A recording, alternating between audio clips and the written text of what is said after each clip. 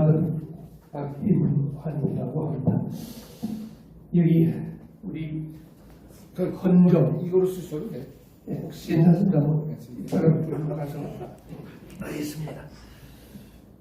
헌정회관에 사실 저는 여기 강연을 좀 하게 됐습니다만 불러주셔서 감사합니다.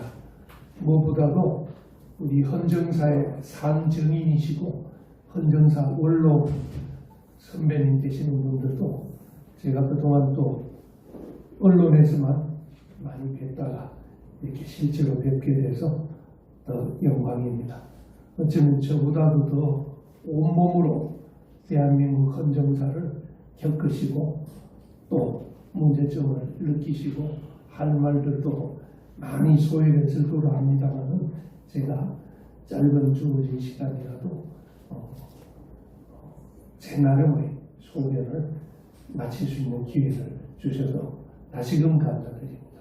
그러면 편의상 자료를 중심으로 앉아서 하도록 하겠습니다. 예.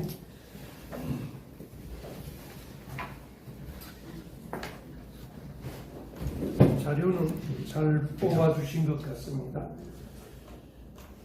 사실 제가 이 강연을 하게 된 원인이 어떻게 보면 공교롭게도 며칠 전에 7월 4일이 미국 독립선언 250주년이었지.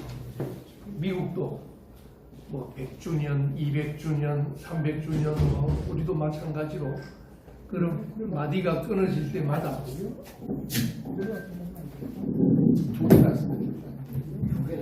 아니요, 이게 잘 들리니까 이걸로 해도 될 것 같습니다. 둘 다 넣고 가세요. 미국에서도 그렇게 뭐 100단위, 10단위 마디가 끊어질 때마다 대규모 행사를 우리처럼 하고 있는 걸로 알고 있습니다만 특별히 트럼프 대통령이 이번에 1776년 기준으로 하면 250주년이 될 때 독립기념일 공식 표로서 제 자료에 서두에 썼습니다만 프리덤 250이라는 표현을 썼습니다. 수많은 헌정 자유민주주의 헌정 가치가 있음에도 불구하고 프리덤이란 말을 한 글자를 꼬집어서 250주년이라는 표현을 한 것이 상당히 의미 있게 다가왔습니다. 그러다 보니까 미국 뉴욕항 가보신 분들은 대부분 아시겠습니다만 예전에 유럽에서 미국 신대륙으로 가던 수많은 이민자들이 사실 종교의 자유, 표현의 자유고 자유의 땅을 찾아서 미국 대륙을 찾아갔다고 우리가 알고 있습니다. 그 뉴욕 항구 입구에 들었을 때 제일 먼저 눈에 띄는 큰 조각이 여러분 아시죠? 자유의 여신상입니다. 바로 맨하탄 들어가는 입구 앞에 섬 이름이 리버티 아일랜드라고 역시 자유의 섬입니다. 저도 물론 당연히 가봤습니다만은 거대한 청동으로 된 조각상이 약 높이 100m 가까이 되는데 횃불을 들고 있지요. 그 자유의 여신상 정식 명칭이 제 자료에도 적었습니다만은 Statue of Liberty Enlightening the World. 다시 말해서 자유를 그냥 두는 미국인들만 자유가 아니라 Enlightening the World라고 해서 전 세계인들에게 비추는 자유 또는 전 세계를 계몽시키는 자유입니다.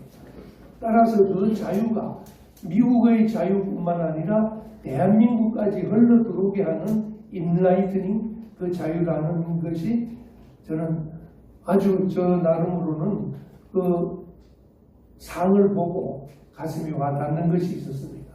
바로 6.25 전쟁 당시 정말 위치도 모르고 이름도 모르던 어디 붙였는지도 모르는 대한민국을 위해서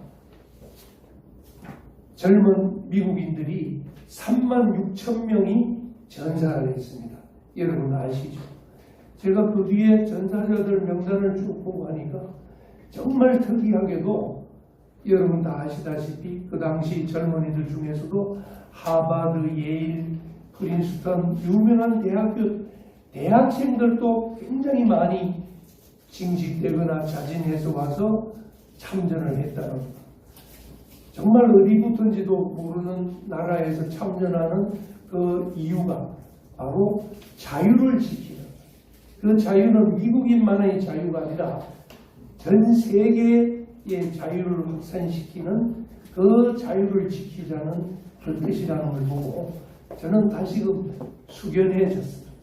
아마 그런 참 다른 나라의 이름도 없는 나라 전쟁에 참전을 할 때 숭고한 가치 이상을 가슴에 품지 않는다면 사실은 우리가 생각해도 러시아 우크라이나 전쟁에서 북한이 참전을 했다고 칩시다. 젊은이들이. 그 친구들의 가슴 속에는 과연 뭐가 있을까요? 자유를 위해서 했을까요? 뭐 제가 단정은 못하겠습니다만은 수령의 명령에 따라서 어쩔 수 없이 했을까요? 아니면은 돈 때문에 했을까요? 아니면은 공산주의 이념 확산이라는 이런 걸로 했을까요? 그런 생각도 여러 가지 들어서 앞머리에 했습니다. 그 자유민주주의 이념에 대해서 저는 미국 독립선언의 내용이 바로 자유민주주의 이념을 전 세계적으로 최초로 선언한 문서가 아닌가 이런 생각을 했습니다. 그 전까지는 자유민주주의라는 용어 자체도 안 썼지요. 이와 같이 자유민주주의는 자유주의와 민주주의가 결합된 정치 원리고 정치 형태입니다.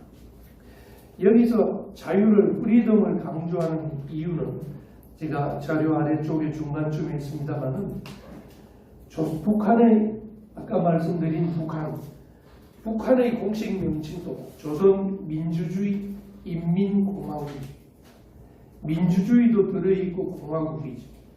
중국도 마찬가지입니다. 인민민주주의 중화인민공화국. 공교롭게도 빠진 표현이 자유주의. 다시 말해서 공화국이고 민주국이라고 자칭을 합니다. 그런데 의인일인지 공화국은 특이하게 앞에 자유란 말을 빼고 있다는 공통점이 있습니다. 그래서 자유의 개념은 민주보다도 앞서고 공화보다도 앞서지 않나 그런 생각을 해봤습니다. 사실 공화국이란 것은 아시다시피 왕이 없다는 정도의 의미밖에 없지요. 아시다시피 일본은 공화국이 아니죠. 군주국입니다. 지금도 입헌 군주국. 그래서 공화국 군주국 개념은 뭐 특별하게 북한이 공화국이라고 해서 또는 중국도 공화국이고 물론 우리나라도 공화국이지만은 자유의 개념보다는 한참 뒤에 있고 민주 또한 마찬가지다. 바로 민주 앞에 사회민주주의가 있고 북한은 인민민주주의죠. 또는 군중민주주의, 민중민주주의. 민주 앞에 수식은 자유를 빼놓고 어떤 수식을 갖다 붙이더라도 사실은 민주주의가 아니다라는 점을 이 기회에 꼭 강조드리고 싶습니다. 이와 같이 미국의 독립선언은 자유주의 사상에서 비롯되었는데 미국 76년 7월 4일 240년 전에 있었던 그 민주주의는 왜 미국이 우리가 일제시대 기미 3.1운동 때하고 비슷하게 영국 식민 지배로부터 독립되는 것, 그 다음에 독립되어서 새로운 국가를 건설하는 것, 그 바탕이 독립이고 자유라는 것. 그래서 그 선언을 한 독립선언문이 우리 3.1 기념선언문처럼 미국에서는 거의 국가 건립의 최고 규범, 물론 헌법도 그 뒤에 20년 아니 10여 년 뒤에 1989년도에 미국 헌법도 만들어졌습니다만 그 전까지는 가장 대표적인 정치 문서로서 독립선언문이 존재를 했습니다. 한마디로 말하면 미국의 독립은 국민은 원래 자유롭고 국가가 자유를 주고 권리를 주는 것이 아니다. 그럼 정부나 국가는 뭐 하는 것이냐? 국민의 자유를 보호하기 위한 제도다. 어떻게 보면 국민과 자유가 국가보다 상위 개념이지. 바로 자유민주의 특징은 거기서 나타나는 것 같아요.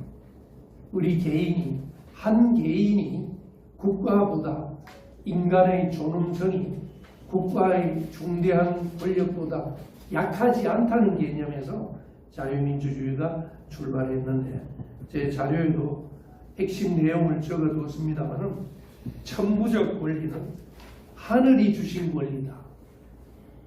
미국적인 기독교적인 표현으로 이해하면 가드, 하나님이 주신 창조주, 크리에이터라고 표시되어 있습니다만은 다시 말해서 하늘이 주신 권리가 바로 천부 인권이고 양도하에서 누구한테 줄 수도 없고 맡길 수도 없는, 그 중에 대표적인 권리가 당연히 생명, 그리고 자유입니다. 그리고 행복 추구. 미국은 자유와 함께 꼭 행복 추구도 그렇지만 재산권을 우리 개인의 가치로서는 앞세운다는 것도 나중에 말씀드리겠습니다. 이렇게 해서 정부는 국민이 만들 뿐만 아니라 그 정부는 국민의 자유와 권리를 보호하기 위한 제도에 불과한데, 그 정부가 힘없는 개개인의 국민을 탄압할 때는 국민은 바로 그 권력을 바꾸어서 새로운 정부를 수립할 수 있는 권리가 있다. 그게 바로 저항권 권리입니다. 특이하게 미국은 수정헌법 제2조에는 국민이 무기 소지할 권리, 우리는 이해하기가 힘들지요. 우리 헌법에는 당연히 없습니다만 무기 소지권, 우리 미국 개개인이 각 집마다 권총도 있고 어떤 집은 기관총까지도 합법적으로 갖다 놓을 수 있답니다. 내 몸은 내가 지키는 것. 미국의 자유사상은 헌법적으로도 무기 소지가, 물론 미국에도 그 부작용 때문에 지금도 만성이 많지요. 총기 사건도 많이 일어나고 있습니다만 헌법적인 권리로서 각 국민은 무기를 소지할 수 있다. 우리나라에 무기 소지하게 되면 어떻게 될지 조금 걱정스럽기도 합니다. 여하튼 미국은 헌법적으로 각 개인이 무기 소지를 할 수 있게 되어 있어서 미국에서 무기 소지를 없앤다는 것은 사실은 쉽지 않은 일 같아 보입니다. 우리랑 그런 점에서는 자유를 강조하는 게 아닌가. 나머지는 저희 자료에 시간 나시는 대로 쭉 보시면 아시겠습니다만은 독립선언을 기초로 해서 최초로 자유민주주의 헌법을 만든 나라가 또한 미국입니다. 그 자유민주주의 앞에 특히 자유주의라고 하죠. 리버럴리즘의 원리는 미국 헌법에 나타나는데, 독립선언의 그 정신이 지금 말씀드린 국가가 부여하는 권리가 아니라 인간이 태어날 때부터 가지는 천부인권사상, 그리고 두 번째는 국가 권력 제한 권리. 우리 헌법하고 대조하는 필요는 있을 것 같습니다.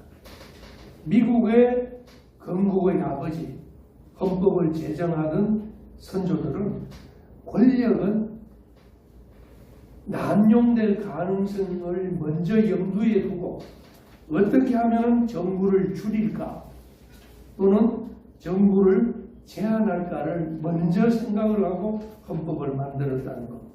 다시 말해서 국민의 권리를 침해하는 정부를 염두에 두고 개인주의적인 관점에서 만들었다는 것이 특징입니다.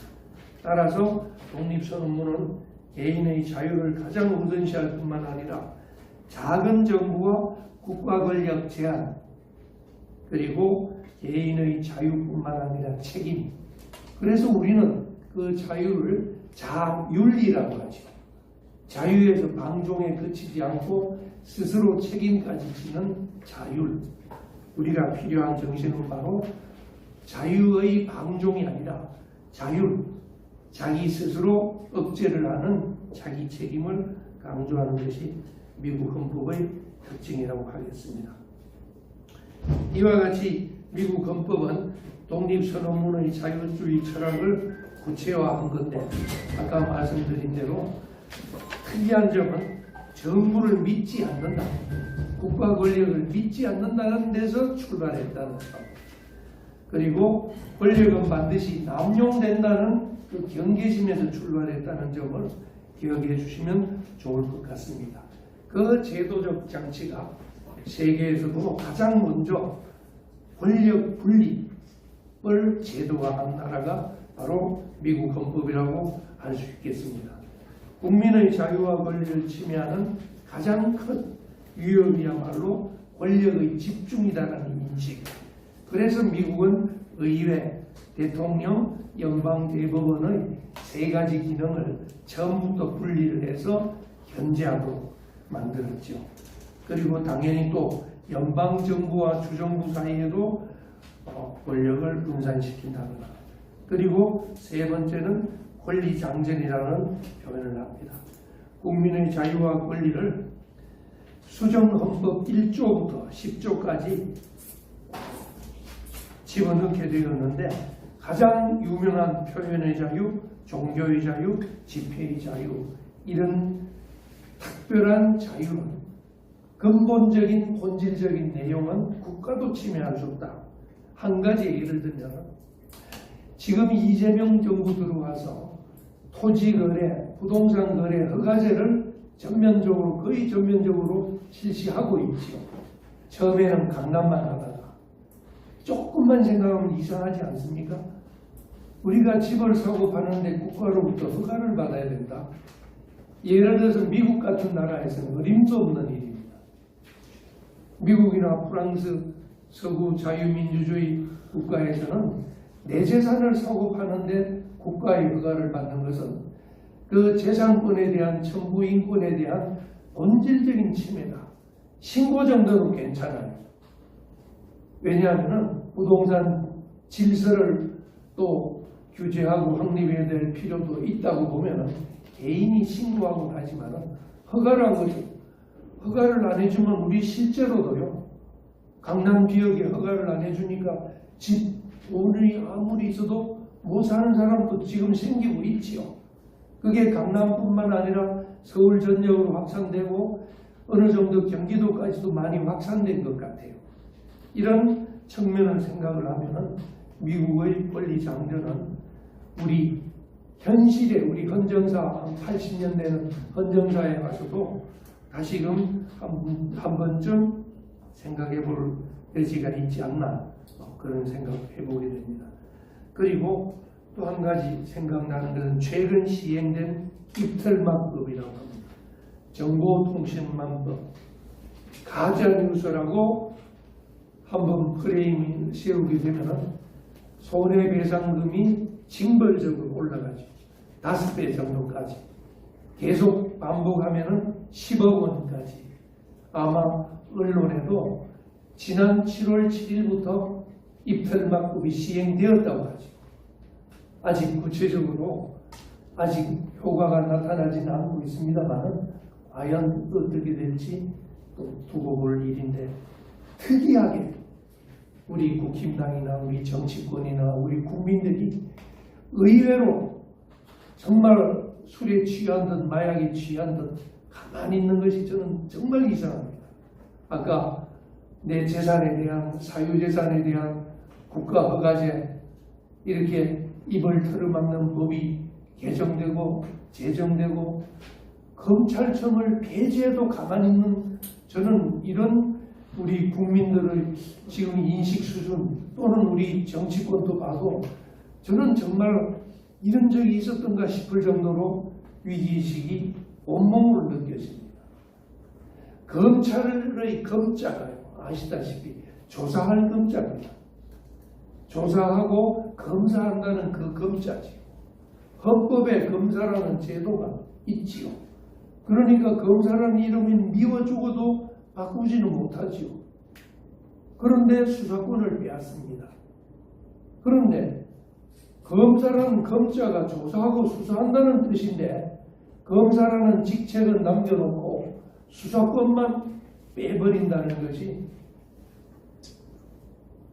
마치 얼음은 차가워야 얼음이고 소금은 짜야 소금인데 소금에서 짠맛을 빼고 얼음에서 차가운 성질을 빼낸 얼음이라고 우기는 것과 무엇이 다릅니까? 그래도 우리 정치권이 조용하고 언론도 조용하고 국민들도 조용한 것이 정말 지금 수수께끼입니다. 미국의 헌법을 말씀드리다 보니까 자꾸 그런 생각이 납니다만은 미국 헌법은 국가의 역할을 제한하고 국가 권력보다 개인의 자유를 우선시하는 전형적인 수정헌법 제2조는 무기소지권도 아까 말씀드렸죠. 그럼 이런 미국 헌법이 자유민주주의 사상이 대한민국 헌법에는 어떻게 수용되었나? 우리 헌법은 1948년도 대한민국 정부 수립될 때 제일 먼저 헌법부터 만들었지요. 그때는 국민투표가 아니고 바로 국회에서 국회의원들이 모여서 그때는 국민투표 제도가 없기 때문에 대통령도 재헌의회 국회에서 초대 대통령 이승만 대통령을 선출하던 시기였습니다. 그래서 아마 이제 7월 17일이 재헌절이죠. 우리 여러 입헌사, 헌정사에 선배되시는 우리 여러분들 다 이제 7월 17일이 기억되겠습니다만은 바로 그날이 재헌국회에서 재헌헌법을 최초로 만들어서 선포해서 효력을 발생한 날이 7월 17일입니다. 물론 국회를 개헌할 때는 5월 11일 날 국회 최초의 자유선거, 보통선거, 평등선거로서 우리는 해방되자마자 가장 선진적인 제도를 그대로 받아서 자유민주주의 제도를 처음부터 실시를 했죠. 그게 50선거고 50선거로서 국회 구성을 하고 미국을 거의 그대로 따라온 것 같아요. 그 국회에서 헌법을 만들어서 대통령을 선출하고 그 대통령을 국민 직선제로 한 것은 여러분도 아시다시피 6.25 전쟁 중에 부산에서 헌법 개헌을 하기 위해 직선제로 바꾸었습니다. 어쨌든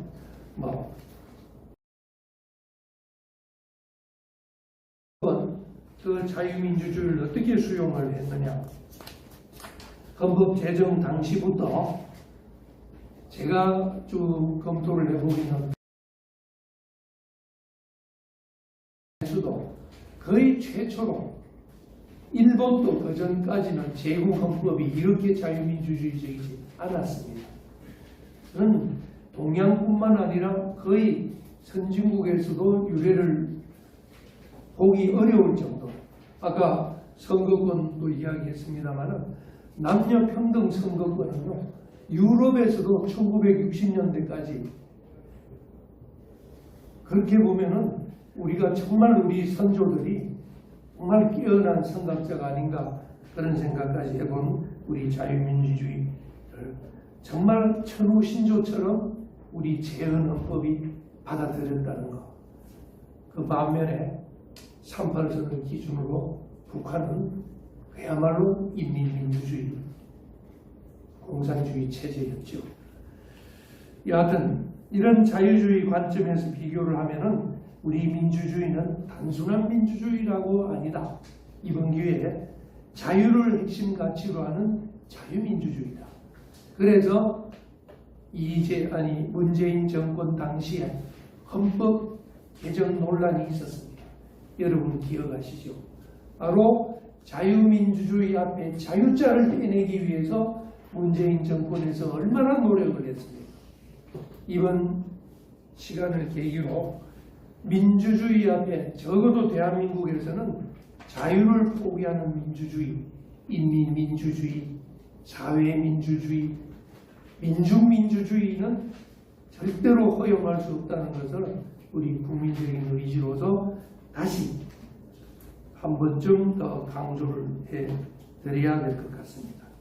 우리 헌법은 결과적으로 제가 자료에도 적었습니다만은 미국의 자유민주주의를 가져오면서도 또 그 당시 바이마르 헌법의 기준에 따라서 사회국가적인 요소, 복지국가적인 요소를 추가를 해 그런 면을 우리는 재헌국회 때부터 어느 정도 시정해 나가려고 했다는 우리 선조들의 헌법의 선조들의 그 해안을 다시 한번 놀라지 않을 수가 없다는 말씀을 드립니다.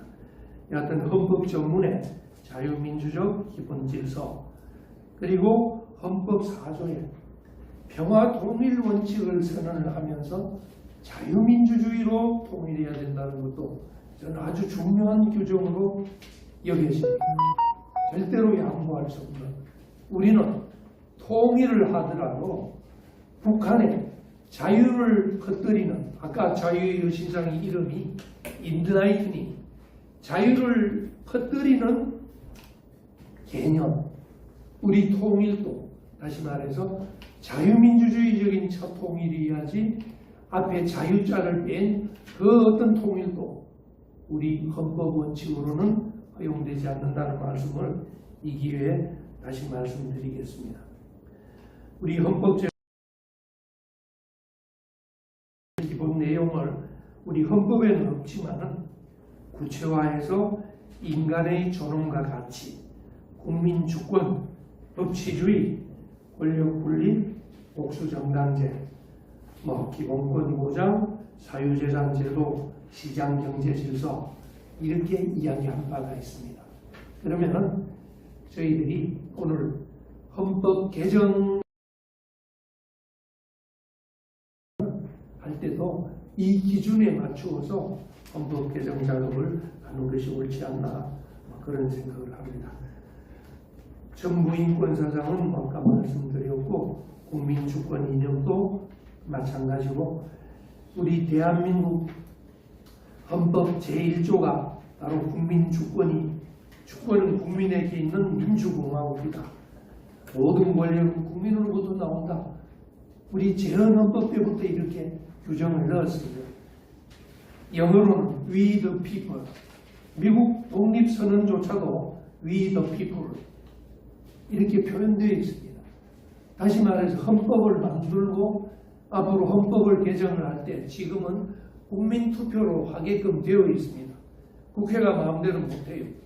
국회에서 3분의 2 아까 정대철 의장님 말씀처럼 200명 이상이 찬성을 해도 다시 국민투표에 붙인다는 의미는 국민이 주권자라는 의미입니다. 거기에 비해서 북한은 최근에 헌법 개정했다고 하죠.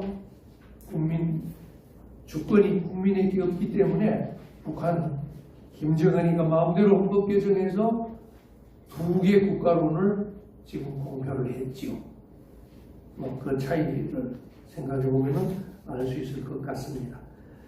그 밖에 다음 6번은 한국 헌법과 그런 미국 헌법의 차이는 자유민주주의는 똑같이 기본으로 한다.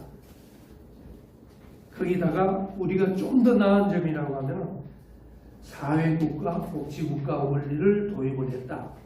구체적으로는 인간다운 생활권, 교육, 근로, 환경, 사회보장권 같은 것도 우리는 폭넓게 가져왔다.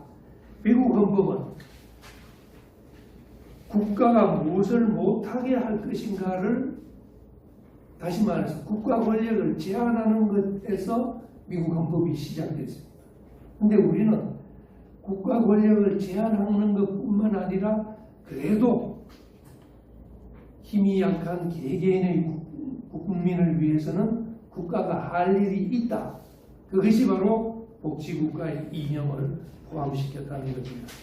바이마르 헌법은 말씀드렸습니다만 그에 따라서 경제조항이 재헌헌법에도 들어와 있습니다만 경제민주화 조항은 미국에는 전혀 없고 전 세계 어느 나라에도 경제민주화 규정이 없습니다. 우리 대한민국이 유일하게 경제민주화 조항이 우리 87년 체제 전두환 정부가 끝나고 다시 국민주권정부로서 시작을 할 때 87년 직선제 개헌 당시에 우여곡절 끝에 경제민주화 조항이 들어가 있는데 저는 뒤에 말씀드리겠습니다만 이제는 이 조항도 다시 검토해야 되지 않나.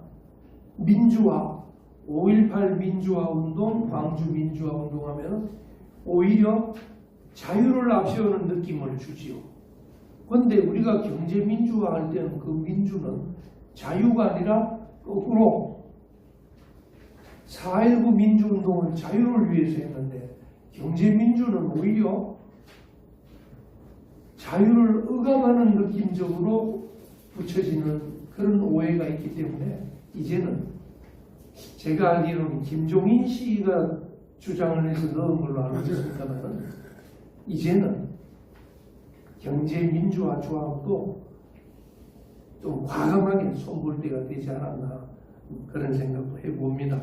뒤에 좀 말씀드리겠습니다만 그러다 보니까 이승만 정부에서 처음 헌법을 만들 때는 미국식 자유민주주의에다가 복지국가를 도입해서 그것도 세계적인 수준입니다. 그 당시는 아시다시피 공산혁명 이론을 공부를 하고 운동을 했던 사회주의 계열도 제가 알기로는 그 당시 노동부 장관인가요? 이승만 대통령이 임명을 했지요. 농림부 장관. 농림부 장관이죠. 그분이 나중에 공산주의자로서 조봉암 씨. 예, 조봉암 씨. 그분을 힘을 빌려서 결국 농지개혁까지 단행을 했습니다. 전 정말 획기적이라고 봅니다. 초대 정부를 수립하면서 사회주의 출신인 조봉암 씨를 농림부 장관으로 기용을 하고 이러다 보니까 헌법에도 복지국가적인 헌법 수준을 상당히 많이 넣은 것 같습니다. 해방 직후에 남북 대립 당시에 여론조사를 하면 국민 여론이 공산주의 사회주의가 뭔지도 모르고 물론 민주주의도 뭔지도 모르고 경험이 없을 때니까 여러분도 아시죠. 60% 70% 국민들이 사회주의 아마 그런 타협 때문에 우리가 전 세계 또는 미국보다도 훨씬 앞서서 이렇게 복지적인 조항을 헌법에 넣었는데 재헌헌법 제18조 2항을 제가 일부러 적었습니다.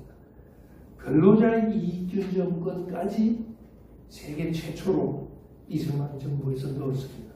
바로 사기업, 개인기업의 주식회사가 영리를 목적으로 하는데 이익이 생기면 근로자는 이익을 균등하게 가져갈 권리가 있다. 여러분 최근에 삼성전자 영업이익을 노조에서 몇 조 원을 몇 조죠?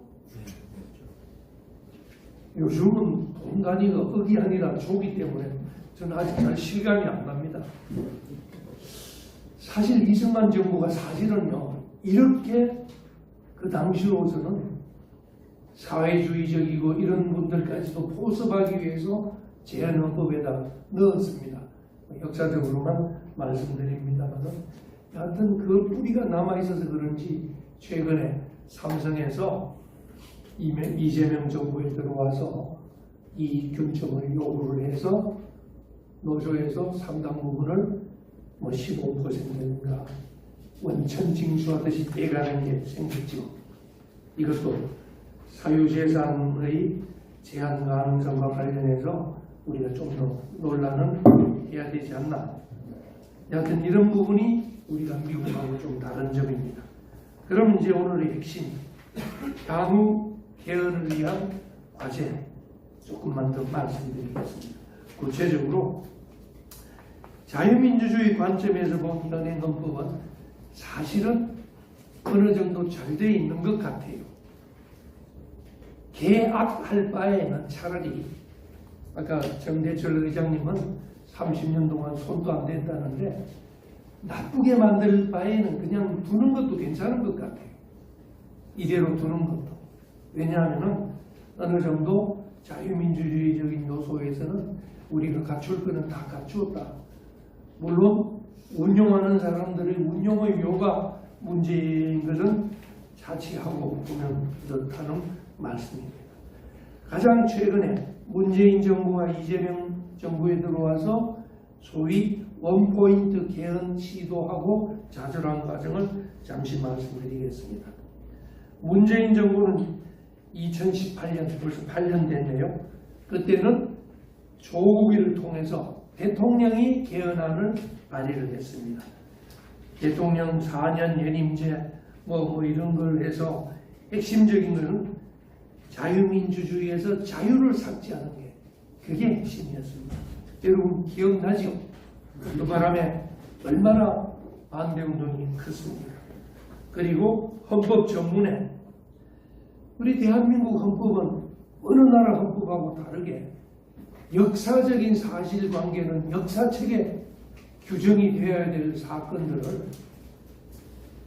저는 초기부터 잘못됐던 것 같아요. 세계 어느 나라도 이렇게 역사적인 사실을 헌법 전문에다가 넣는 규정은 제가 찾아본 견지에는 없는 것 같아요. 그러다 보니까 4.19가 들어가고 문재인 정권 때부터 5.18 넣으려고 하고 드디어 이재명 정부에 와서는 부마항쟁도 넣으려고 하고 이제 제주 4.3 넣으려고 하고 이제는 헌법 가지고 역사 공부까지 하게 생겨버렸습니다. 뒤에 말씀드립니다만은 그런 경우가 없는 것 같아요. 자칫하면 여수 반란 사건도 그럼 넣자, 대구 폭동도 넣자. 이제 어떻게 말리겠습니까? 뒤에 말씀드리겠습니다만은 여하튼 문재인 정부에서는 그런 시도를 60민주 이념까지 넣자 5.18 민주화만 하니까 미안하니까 60항쟁까지 넣자 이런 것도 시도를 했었죠. 그리고 기본권의 주체를 모든 국민에서 사람으로 확대를 해서 외국인까지 포함하자. 그리고 남녀 평등을 성평등으로 하자. 여러분 이것 때문에 우리 보수 기독교계에서도 엄청난 반대가 있었죠. 성은 두 가지인데 왜 남녀를 빼고 성만 평등하냐. 다시 말해서 성이 4개다, 8개다, 10개가 넘는다는 학설까지 나옵니다. 남자가 좋아하는 것도 성이래. 그것도 평등하답니다. 여자가 여자를 좋아하고 나이 많은 사람이 어린애를 좋아하는 것도 성이랍니다. 그래서 기독교계에서 엄청 제가 문재인 정부 예를 들었습니다만 이런 개헌할 바에는 현행 헌법이 그냥 있는 것이 오히려 낫다. 그냥 오래됐으니까 바꾸자는 게 아니라 그런 말씀을 추가로 드립니다. 그 다음 이재명 정부에 들어와서 보겠습니다.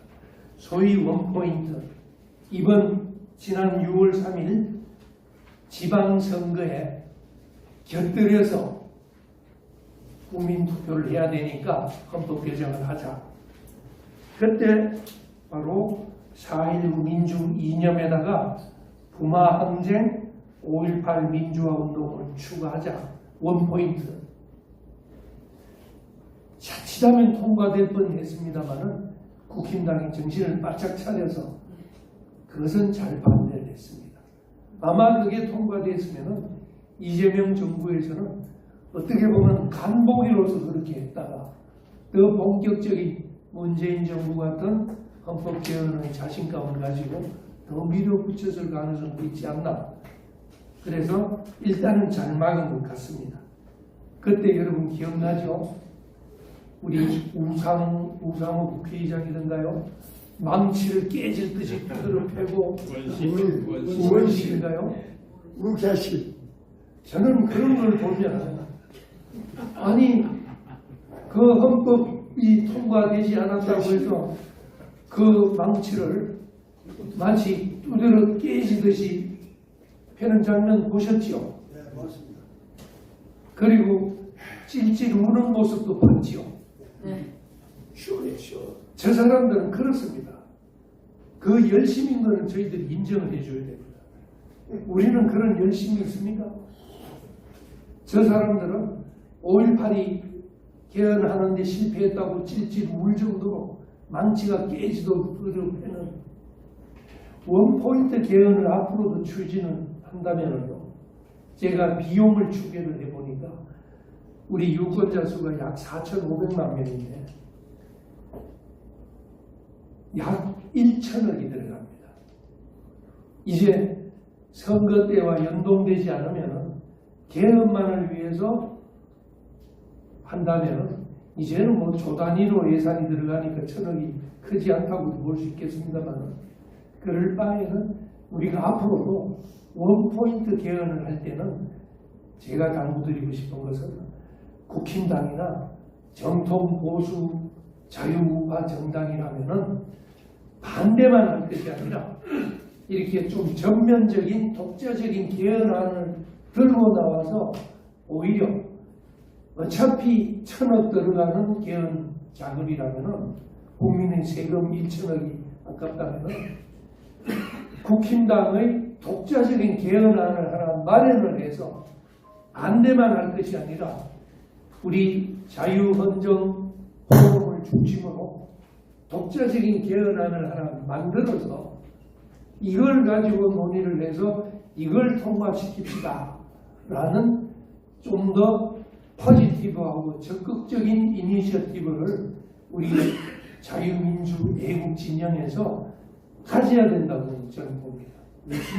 그동안은 계속 반대만 해오고 이래서 안 된다 저래서 안 된다고만 할 게 아니라 아까 저놈들은 그 조항 하나가 안 들어갔다고 찔찔 울고 난리인데 우리는 좀 더 열심을 내어서 헌법에 대한 전면적인 개헌 자금을 우리 손으로 해서 들고 나가서 국민들 앞에 떳떳하게 바로 이겁니다.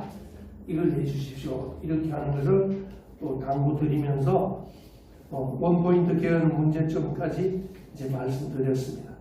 그럼 좀 더 구체적으로는 이제 조금 남았습니다. 자유민주적 기본질서 조항을 구체화하는 것. 이 내용은 우리 헌법 전문에 미안하지만 3.1운동부터 이제 다 넣을 필요가 없지 않나. 4.19도 이제 넣지 말고 두고 넣고 빼고 할 것이 아니라 미국 헌법처럼 자유민주적 기본질서의 내용을 구체화해서 집어넣으면 아무도 손을 못 대게 그렇게 하는 것도 우리 자유보수 진영의 아이디어가 되지 않나 그런 생각을 합니다. 당연히 표현의 자유는 본질적인 내용은 강화하는 쪽으로 하고 또 아까 말씀드린 사유재산권 보장도 사실은 저는 좀 더 강화해야 된다고 봅니다. 예를 들어서 토지거래 허가제도 같은 것은 아예 헌법적으로도 못하게 해야 됩니다. 어떻게 자기 재산을 그런 거라든가 또 경제민주화 조항을 자유시장 경제질서 원칙에 비추어 지금은 세계적으로 물론 미국에도 없고 독일, 일본, 영국 어디에도 없는 이 조항을 김종인 씨가 만든 이 조항도 애매모호하게 적용할 바에는 차라리 없애는 게 맞고 나아가서 5번 경제 관련 조항도 아까 우리 재헌헌법 때 우리 국민들의 또 사회주의 선호사상을 좀 타협하고 포괄하는 의미에서 경제조항 이익균점권까지 넣었다는 것을 이해하면서도 지금은 세상이 바뀌었으니까 복지국가라는 것은 이제 당당하게 내세우니까 굳이 경제조항을 불 필요가 있나 라는 생각이 듭니다. 그 조항을 우리 현행 헌법은 119조부터 127조까지 9장 한 장을 두고 있습니다. 제가 보기에는 이 부분을 몽땅 다 드러내도 옳지 않나. 우리 보수 진영에서 자유헌정 포럼에서 개헌안을 만들 때는 이 점도 좀 깊이 있게 고려해 주시면 좋겠다는 말씀을 드립니다. 찬성합니다. 사실 하나마나한 조항이라는 것은 제가 그 밑에 헌법을 좀 인용을 했습니다. 헌법 121조 1항. 지금 이런 규정이 필요가 있습니까? 경자유전의 원칙이 달성될 수 있도록 제헌헌법에는 모르겠습니다만 지금은 경자유전, 이제는 토지를 이제 대량으로 농지를 가진 사람들은 임대를 줘서라도 경작을 하게끔도 하고, 그런 여러 가지 방법이 열려있게 만들어야지 농지 소작 제도는 금지된다 이런 표현, 나아가서 소비 생활을 국가에서 계도를 한다. 지금 이런 헌법 조항에 이런 조항이 필요합니까? 생산품 품질 향상은 우리 자유시장 경제 하에서는 사기업의 자유를 보장해주면 알아서 합니다. 국가에서 품질 향상을 안 시켜도 다 알아서 합니다. 이런 거 소비자 보호운동 같은 것도 헌법에 넣을 필요가 있습니까? 이런 걸 제가 뭐 대표적인 거 한 서너 개를 뽑았습니다만 다 없애도 헌법은 좀 더 기본 원칙으로 간략하게 하는 것이 우리 국민들을 설득하기도 좋을 것 같아요. 우리 자유헌정 포럼에서 헌법 개헌안을 만들 때는 꼭 참고해 주십사 부탁드립니다. 그리고 제왕적 대통령이라는 비판에 대해서는 권력 분립을 좀 더 실질화하는 것. 지금 이재명 정부를 보십시오. 검수완박 이야기를 했습니다마는 그거 가지고 부족하니까 검찰청 폐지, 그거 가지고 부족하니까 공소 취소 특검법까지 만들려고 하고 있죠. 그거 가지고도 부족하니까 대법관을 12명을 더 늘립니다. 이재명 대통령 임기 4년 남은 동안에 자기 편 대법관 12명을 더 임용을 하겠다는 거예요. 법이 통과됐습니다. 12명을 더 임용할 거예요. 그러면 대법관 절반 이상이 이재명 대통령이 임명하는 사람이 됩니다. 그거 가지고도 안심이 안 되는지 헌법 소원에 대법원 판결까지 헌법 소원으로 집어넣기로 그 법도 통과됐습니다.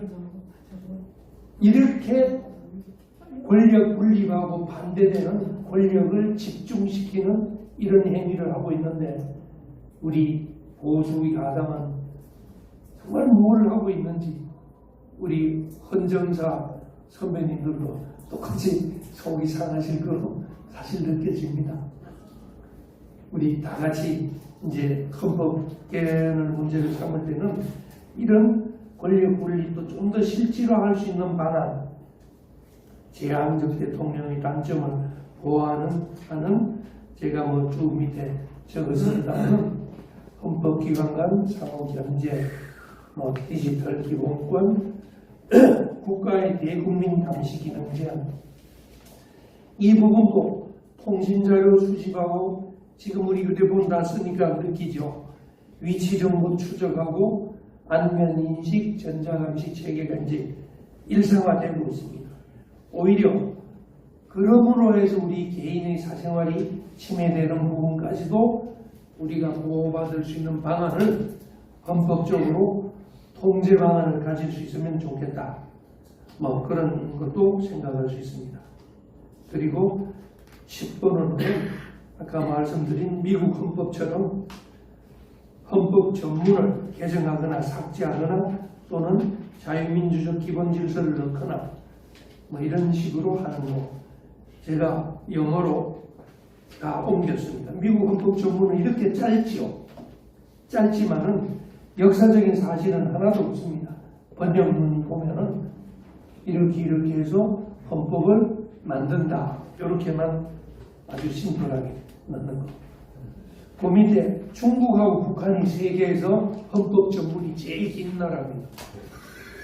A4 용지 한 장이 넘어요. 북한 헌법 전문 보면 김정은 사상, 김정은 또는 그 위에 김일성 사상까지 쭉 나오는 나열에 대해서 헌법 전문 긴 나라 치고 제대로 된 나라는 없습니다. 그런데 우리도 세월이가 좀 자꾸 길어져요. 재헌헌법 당시는 헌법 전문이 이렇게 길지 않았습니다. 다시 초심으로 돌아가서 헌법 전문도 손대자. 그리고 마지막으로는 중앙선관위 개혁. 지금 화두가 되고 있죠. 이재명 대통령도 원포인트 개헌을 제안을 했습니다. 근데 1,000억을 들여서 원포인트 개헌을 중앙선관위를 개혁할 것이 아니라 우리가 빨리 전면적인 헌법 개헌안을 하나 만들어서 들고 그때 원포인트가 아니라 이 자체를 합시다라고 우리가 내놓는 그렇게 했으면 좋겠는데 우선은 중앙선관위는 그 밑에 중앙선관위도 있고 각급선관위가 있습니다.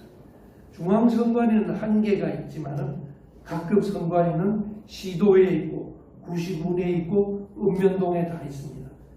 시도 선관위는 17개가 있습니다. 그 선관위마다 선관위원이 9명이 있습니다. 시도 선관위원장은 법원장이고 또 판사들도 있고 구시군에는 전국에 258개 선관위원회가 있습니다. 읍면동까지 있습니다. 3,500여 개. 전부 위원회로 시루떡처럼 쌓여 있습니다. 제가 이번에 투표용지 부족 사태 때문에 진상규명위원회 활동을 잠시 해봤는데요. 실제로 보니까 이 위원회가 합의제 제도로 되니까 책임과 권한이 분산되게 만드는 겁니다. 다시 말해서 투표용지 부족 사태 때 선거관리위원회 위원들이 한 명도 안 나와도 되게 만들어놨습니다. 여러분 이상하지 않습니까? 이렇게 말단 관청에서 송파구 잠실 이동 투표소에서는 투표용지가 부족해서 말단에서는 난리가 나고 멱살 잡히고 하는데 선거관리위원회는 그런 일이 있는 줄도 모르고 있어요. 그런 위원회 제도는 바로 면피용이고 책임과 권한이 분산되는 거라면은 합의제 관청에 대신해서 독임제 관청을 생각할 수 있습니다. 아마 4.19에 대한 반성 때문에 4.19 때까지만 하더라도 내무부에서 선거관리를 했습니다. 지금으로 치면 행안부에서 선거관리를 했죠. 지금도 맞죠. 우리 주민등록을 관리하고 있는 것이 행안부이기 때문에 그 반성 때문에 중앙선관위를 만들었는데 지금 와서는 또 다시 한 번쯤은 생각이 이번 투표용지 부족 사태를 계기로 한번 해볼 때가 되지 않았나. 독임제 관청은 책임을 뚜렷이 하려면 차라리 감사원처럼 선거관리청, 선거관리원 이런 걸 두고 그 밑에 선거관리위원회가 그때그때 중요한 안건을 심사하게 한다거나 이렇게 독임관청을 두는 아이디어는 어떨까? 우리 행안부를 믿지 못한다면 뭐 그런 아이디어로도 생각을 볼 수 있지 않나 생각됩니다. 그렇게 되면 중앙선관위 권한을 축소하고 제대하는 문제 이렇게 한 11가지쯤 개헌 방향을 제가 두서없이 말씀드려 봤습니다만 마지막으로 말씀드린 것은 이렇게 자유주의적인 민주주의 앞에 가장 중요한 자유라는 것은 우리가 양보할 수 없는 마지막 요구, 미국의 프리덤 250처럼 이 양보할 수 없는 자유에 우리 헌법이 우리 헌정사의 선배들이 다행히 복지 개념까지 갖고 있었기 때문에 우리는 미국 헌법보다 더 나은, 다시 말해서 보수 복지가 좌파들이 주장하는 것이 아니라 저는 오히려 보수고 자유우파에서 주장할 수 있는 복지까지 우리가 포괄하는 것이야말로 다시 말해서 특권 폐지 운동도 마찬가지입니다.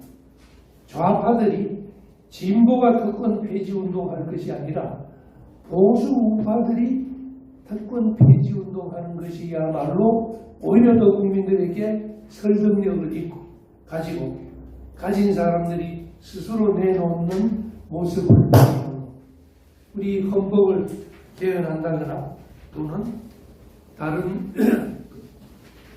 우리 입법 과정에 있어서도 보수의 노블리스 오블리제를 마지막으로 강조하면서 자유주의만 강조할 것이 아니라 품격 있는 보수, 품격 있는 우파의 노블리스 오블리제는 인간다운 생활권을 어차피 우리 건국의 선배들이 헌법적인 가치로 가져왔으니까 우리는 좌파들이 이 무기를 가져가기 전에 우리 스스로 이 무기로 무장을 해서 제대로 된 복지국가를 만드는 바탕으로 헌법안을 만들어 봤으면 하는 부탁을 드리면서 오늘 강연 마치겠습니다. 감사합니다.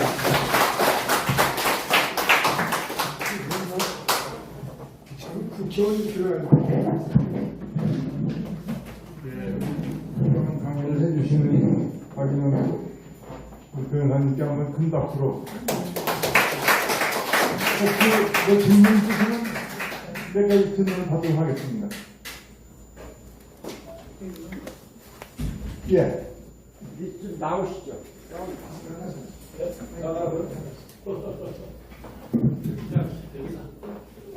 지금 질문하신 분 제가 잠시 소개를 드리겠습니다. 여러분 지금 박상용 검사 아시죠? 이재명 정부와 가장 현장에서 싸우시는 분 박상용 검사가 바로 앞에 계시는 우리 박홍기 선생님 아드님이십니다.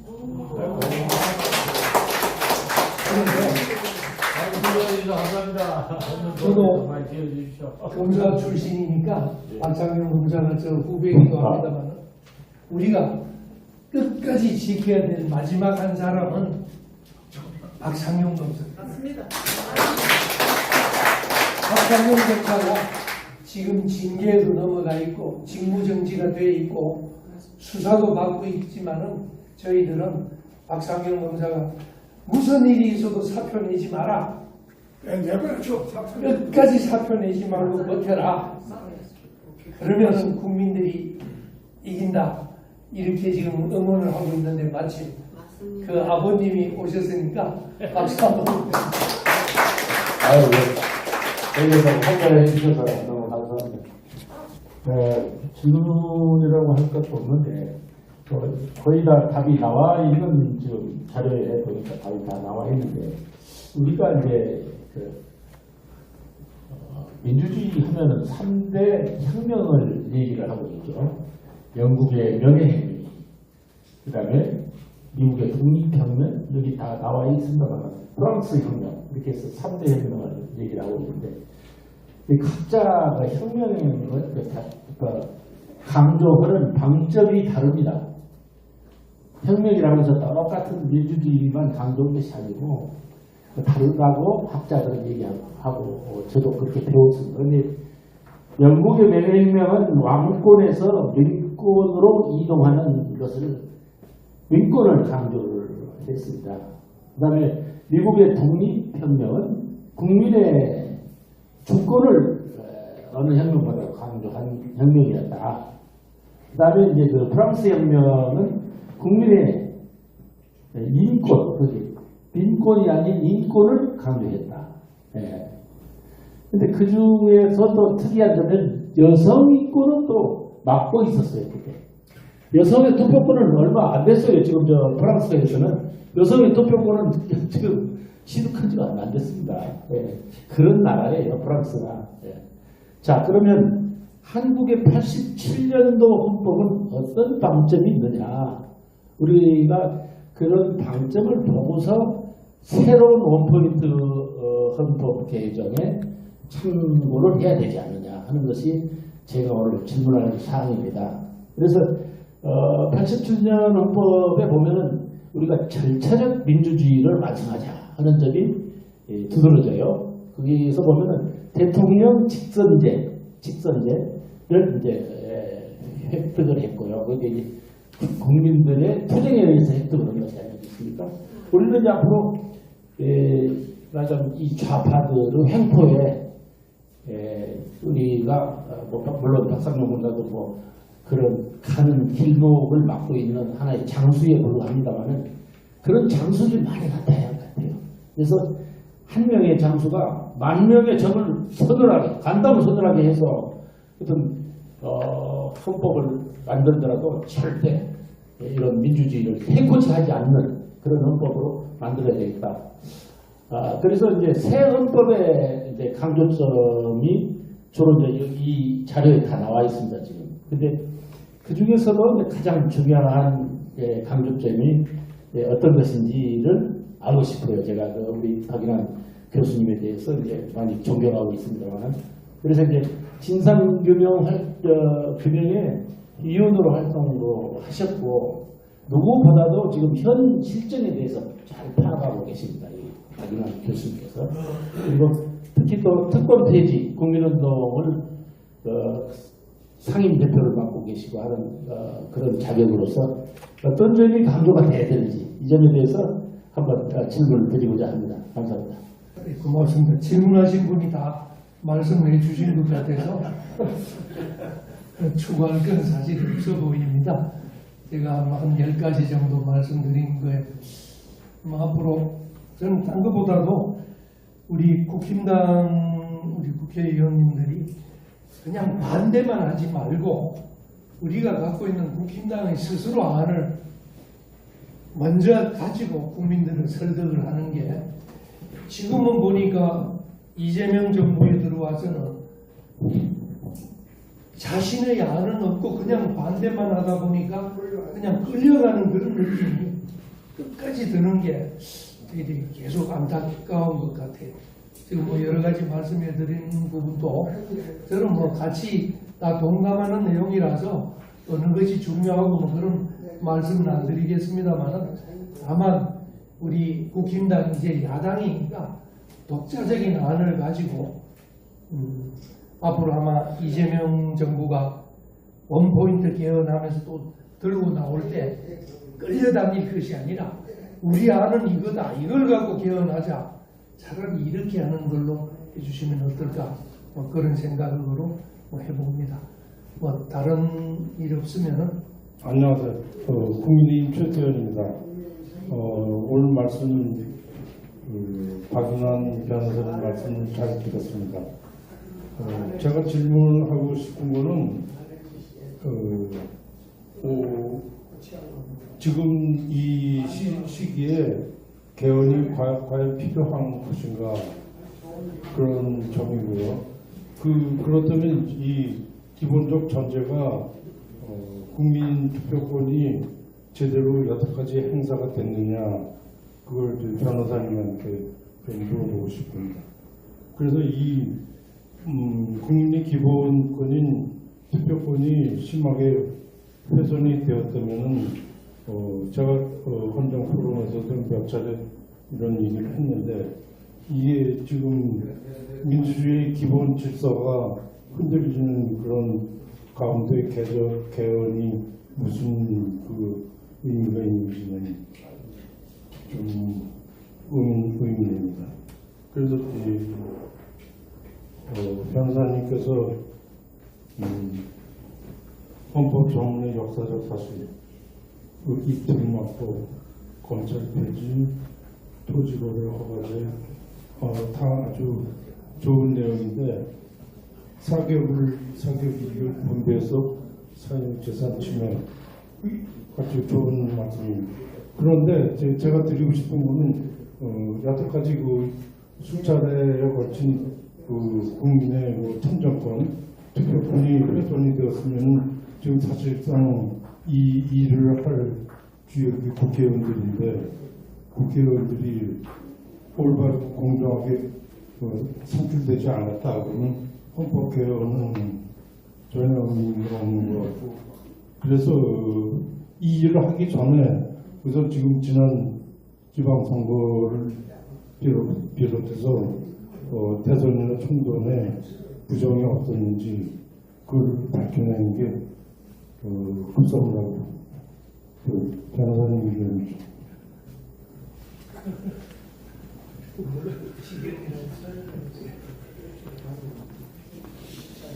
지난 선거의 부정이 제가 그걸 뭐 결론을 말씀드리기는 좀 그렇고, 또 우리 반대되는 쪽에서 이재명하고 또 대통령 선거했던 김문수 또 후보도 그 본인들이 뭐 그냥 선곡을 하니까 저희들이 또 뭐라고 하기도, 또 국회의원 선거조차도 그렇고, 제가 자세한 건 모르겠습니다만은 아까 국민투표 방식은 사실은 우리가 독자적인 안을 갖고 있는 게 좋을 것 같아요. 왜냐하면 국민들이 할 수 있는 것은 조문에서 고르는 게 아니라 정부에 대해서 예스냐 노냐만 하는 거지 않습니까? 국민투표는. 그래서 우리 이제 야당이 되었으니까 야당이 독자적인 안을 가지고 할 수 있으면은 국민투표를 하면서는 안을 고칠 수가 없어요. 국민투표는 예스냐 노만 하는 거지 개정이 없으니까. 그래서 만약 우리 국힘당이 저희 자유화를 대변한다면은 빨리 우리 여러분 같이 관심 있으신 분들이 정확한 안을 만들어서 국민의힘 당에서 채택이 먼저 되도록 하는 것이 중요하지, 한번 채택되면은 이거 고쳐라 저거 고쳐라 하기가 힘들어지는 것 같아요. 그래서 국민투표라는 그 특성이 몇 개의 조항을 고치고 하는 그런 게 아니라 정부에 대해서 옳으냐 그러냐만 하게 되어 있으니까 아예 안 만들 때 제대로 만드는 것이, 특히 우리 자유 헌정 포럼 같은 데서는 제대로 된 안을 하나 미리 좀 갖고 있으면서 함부로 제시 못하도록 먼저 해주는 것이 어떤가. 국민투표는 예스냐 노 둘 중에 하나만 하지 고치는 걸 못하는 게 그게 약점이라는 점을 알고 제대로 만들어서 하는 거. 한번 해버리면 못 고친다는 거.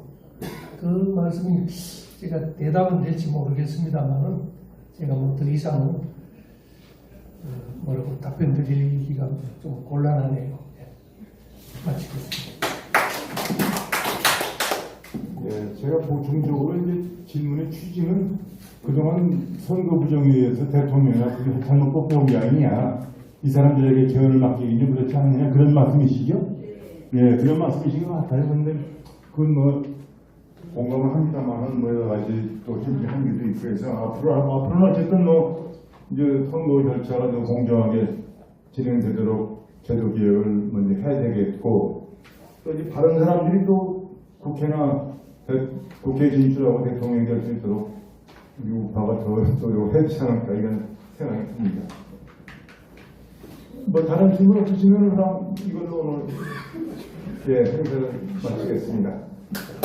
박수로 한번 사진 촬영 한번 하시죠. 우리 강사님 모시고서 사진 촬영을 하고 마치겠습니다. 좋은 강의 많이 했어. 내가 들었으니까 됐으니까.